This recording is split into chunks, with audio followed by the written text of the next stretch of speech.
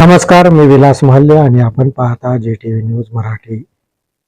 घाटंजी येथून एक ब्रेकिंग बातमी समोर येत आहे. मुलं पळविणारी टोळी समजून चारचाकी वाहनातील 6 जणांना गावकऱ्यांनी बेदम मारहाण केली.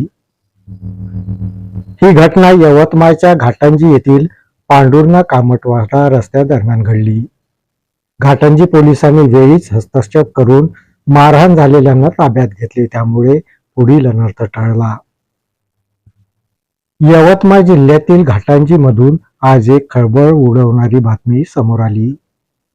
मुलं पळविणारी टोळी समजून चारचाकी वाहनातील 6 जणांना गावकऱ्यांनी चांगलाच चोप दिला. चारचाकी वाहनाचीही तोडफोड केली. मुलं पळविणाऱ्या टोळीला पकडल्याची अफवा पसरताच घटनास्थळावर गावकऱ्यांनी एकच गर्दी केली. यावेळी संतप्त गावकऱ्यांनी चारचाकी वाहनातील 6 जणांना बेदम मारहाण केली. घटनेची माहिती मिळताच घाटंजी पोलिसांनी तात्काळ घटनास्थळ गाठलं आणि चारचाकी वाहनातील 6 जणांना ताब्यात घेतलं. गावकऱ्यांच्या मारहाणीमध्ये 2 जण गंभीर जखमी झाल्याने त्यांना पुढील उपचाराकरिता यवतमाळला हलविण्यात आलं. घडलेल्या घटनेचा पोलिसांनी तपास केला असता वेगळंच सत्य हे समोर आलं. वाहनामधून कुठलेही लहान मुलं हे पळवून नेली जात नव्हती. मुळात या प्रकरणात पोलिसांनी ताब्यात घेतलेले युवक हे मुकुटबन येथील एकाला गाडीत कोंबून घाटंजी मार्गे बोरी अरबकडे निघाले होते. मात्र पांडुर्णाजवळ गाडीचा वेग कमी झाल्याने गाडीतील व्यक्ती ओरडला. त्यामुळे गावकऱ्यांना मुलं पळविणारी टोळी असल्याचा संशय आल्याने ही घटना घडली.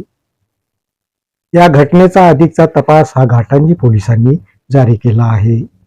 संजय ढवळे, प्रतिनिधी, JTV न्यूज मराठी.